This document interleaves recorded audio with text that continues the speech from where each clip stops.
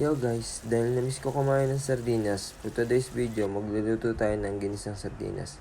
Ganito pala ang version ko magluto ng sardinas. Tara, let's go!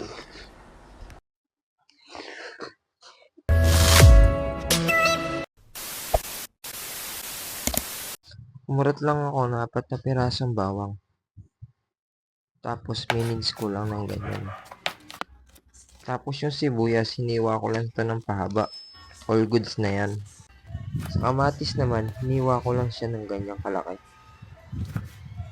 Goods na yan. Sa pechay naman, tinanggal ko lang yung matigas. Kapag kinain niyo yan, talaga naman, iniwa ko lang pala ng ganyang kaliliit yan. Okay na yan. Siyempre, di mo mawawala. Isang latang sardinas, yung pula, para solid. Ilagay ko na yung kawali at sinindihan ko na rin yung apoy. Ilagyan ko na ng mantika guys. Nilagay ko na ang sibuyas. Sumunod ang kamatis. Tapos gisa-gisa lang guys. Kapag yung kamatis ay medyo malambot na, okay na yan. Tapos nilagay ko na yung bawang.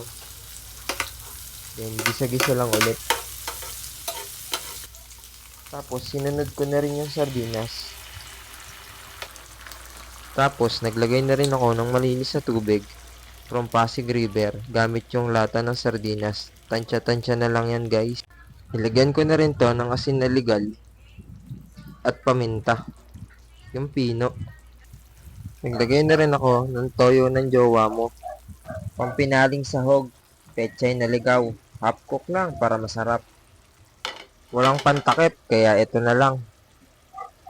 A few moments All later. goods na mga guys. Tara, husgahan na natin to.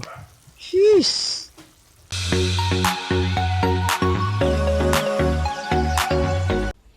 Sandok na ako ng kaning bahaw na bagong saing.